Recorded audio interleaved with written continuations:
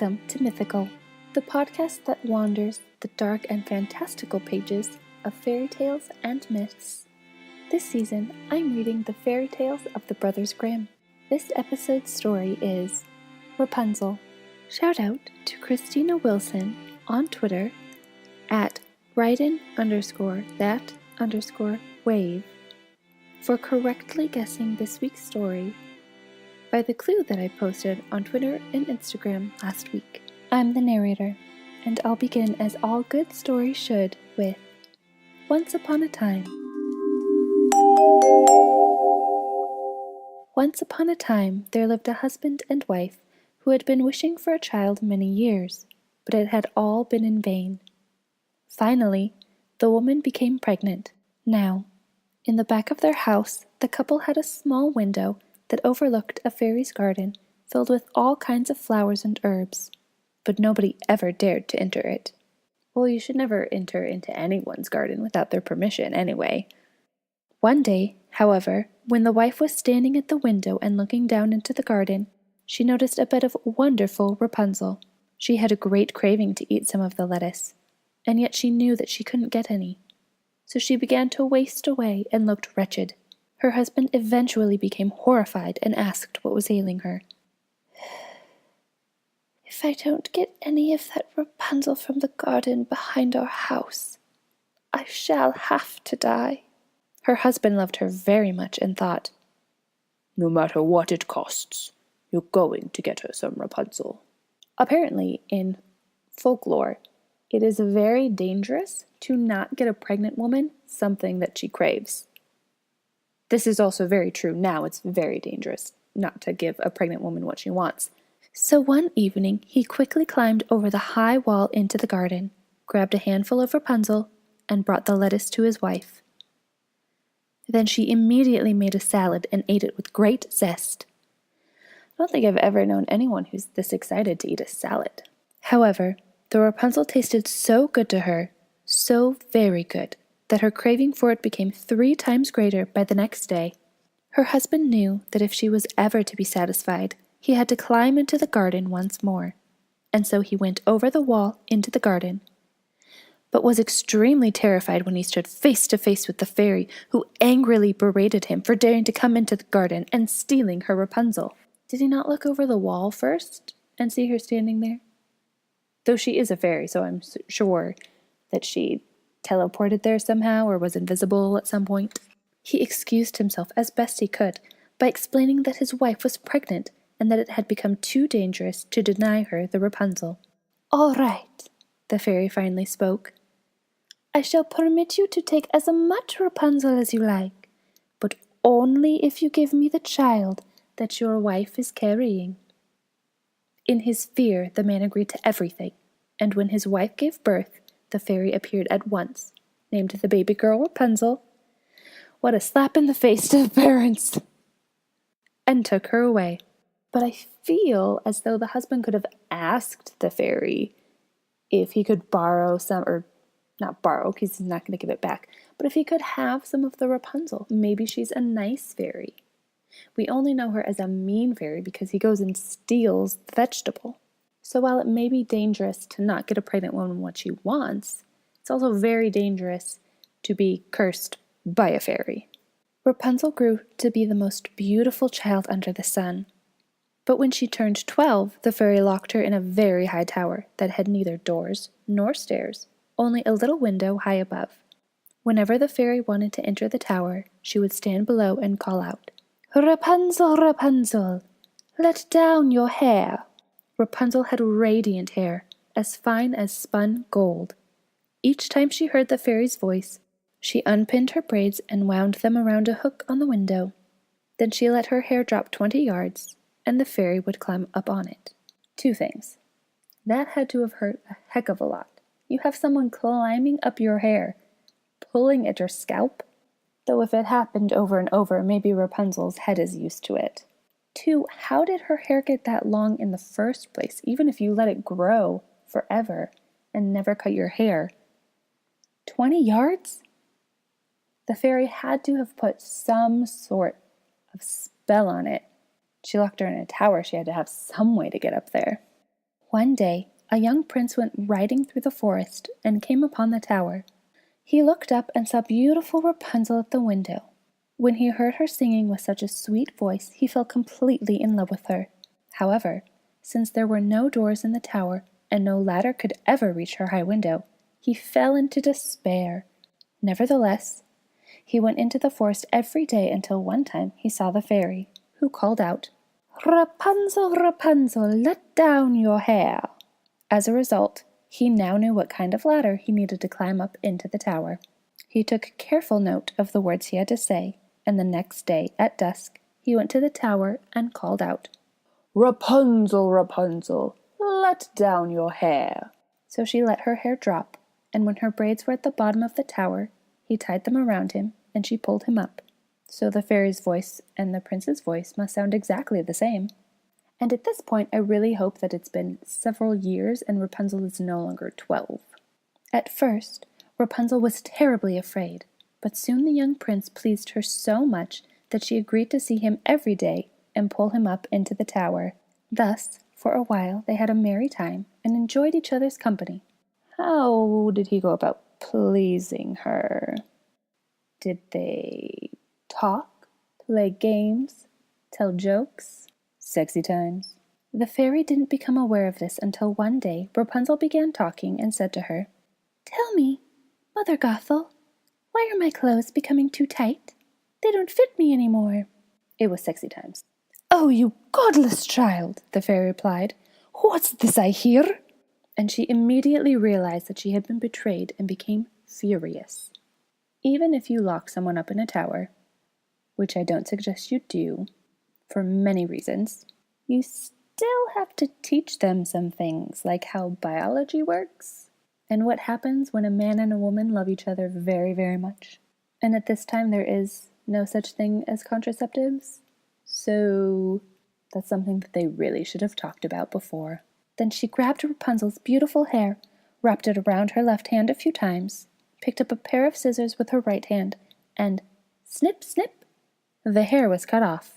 Afterward, the fairy banished Rapunzel to a desolate land, where she had to live in great misery. In the course of time, she gave birth to twins, a boy and a girl. And being pregnant in your own at a time like this, and with twins, no wonder she lived in great misery. On the same day that the fairy had banished Rapunzel, she fastened the braids that she had cut off to the hook on the window, and that evening, when the prince came and called out, "Rapunzel, Rapunzel, let down your hair," she let the braids down. But when the prince climbed up into the tower, he was astonished to find the fairy instead of Rapunzel. "Do you know what, you villain?" the angry fairy said. "Rapunzel is lost to you forever." In his despair, the prince threw himself from the tower. He escaped with his life, but he lost both eyes. Sadly, he wandered around in the forest, eating nothing but grass and roots, and did nothing but weep. Can you still weep if you don't have eyes? Some years later, years, he wandered around for years. Imagine being without eyes for that long, and Rapunzel being wherever she is for that long. Yikes. Some years later, he made his way to the desolate land where Rapunzel was leading a wretched existence with her children. Is this one of those lands where it's really only like 20 minutes, but because he's blind, he can't find it? Or was Rapunzel really banished halfway across the world? Could be either. We may never know. Take your pick. It's a choose-your-own-adventure, guys. When he heard her voice, it sounded familiar at first, and then he immediately recognized it. She recognized him too and embraced him. 2 of her tears fell upon his eyes. Then his eyes became clear again, and he could see as usual. Oh, so he didn't lose his eyes. He just lost his sight. Okay, Grimm Brothers, you didn't catch that edit? Oh, that's the end. Oh, I thought there was at least a couple more sentences. Okay. Let me back up a little bit. When he heard her voice, it sounded familiar at first, and then he immediately recognized it. She recognized him too and embraced him. 2 of her tears fell upon his eyes. Then his eyes became clear again, and he could see as usual. The end. I guess I was just so confused. I mean, I had read the story before. I just forgot how it ended or where it ended. Because normally these types of stories have either, and they lived happily ever after, or they were married, or something like that. But it just ends with him getting his sight, and they're reunited, which all in all is a very happy ending. The moral of this story is, don't steal. Also, don't lock anyone up in a tower and forget to teach them basic biology. This version of Rapunzel is read from the complete first edition, the original folk and fairy tales of the Brothers Grimm, translated and edited by Jack Zipes. The Brothers Grimm included Rapunzel in the later version of their published works. It differs more than Little Red Cap did, but not quite as much as their versions of Cinderella does. In the last published edition of Rapunzel, the fairy is referred to as a sorceress, and she has the name Mother Gothel, just like in the movie Tangled. And in the later version, it's also revealed that the sorceress was very powerful and feared by all. There's a little bit more dialogue between the sorceress and the husband. She accuses him of being a thief and saying that he'll pay for this. The husband asks, and I quote, "Please let mercy prevail over justice." So he knew what he was doing was wrong. After he begs for the sorceress's forgiveness, she was no longer angry. So I think that if he had just asked for some Rapunzel for his pregnant wife, because remember, it's dangerous to not give a pregnant woman what she wants, that the sorceress would have given him some, because she says, "If it's truly as you say, then I shall permit you to take as much Rapunzel as you like." And later on she adds, "You needn't fear about the child's well-being, for I shall take care of it like a mother." First off, you might have taken care of her like a mother, but mothers don't generally lock up their daughters in towers. I wonder why the fairy took Rapunzel. Did she want a child? Could she not have one of her own? And why did she lock her up in a tower? Was it only to protect her? The wording for Rapunzel to let her hair down is also slightly different in the later version. It goes as such: "Rapunzel, Rapunzel, let down your hair for me," which sounds a little nicer than saying, "Let down your hair. Let down your hair for me." It's a little bit sweeter. In the later version, the prince comes back time and time again after the first time he hears Rapunzel sing. He comes back and just listens to her for a while until he decides that he wants to meet her, and that's when he tries to figure out how to get into the tower. I've heard of girls being innocent and pure before, but Rapunzel was the epitome of innocent. In this later version, it is revealed that Rapunzel had never even seen a man before the prince comes into her tower. The prince talks to her in a friendly way, and Rapunzel is no longer afraid of him. He then proposes to her, and she thought that he was handsome and that he would love her better than her adopted mother does. So she says yes. That's all it takes for Rapunzel, is one new person to come in, talk sweetly, and say that they'll rescue her. Which I get, you've been stuck in a tower for who knows how long. In this later version, she also gives him a task, because she doesn't know how she can get down, as Mother Gothel and the prince go down by her hair. So she asks him to bring a skein of soap every time that he comes to visit her, and she would make that into a ladder for herself.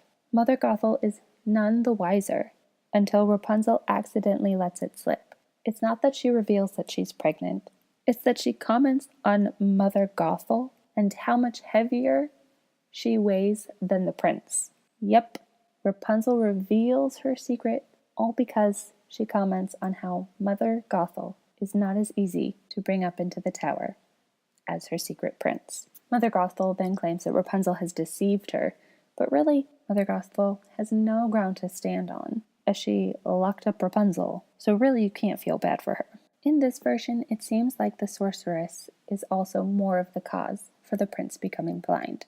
When the prince comes to visit Rapunzel and is trapped by Mother Gothel, she exclaims, "You want to fetch your darling wife, but the beautiful bird is no longer sitting in the nest, and she won't be singing any more. The cat has got her, and it will also scratch out your eyes.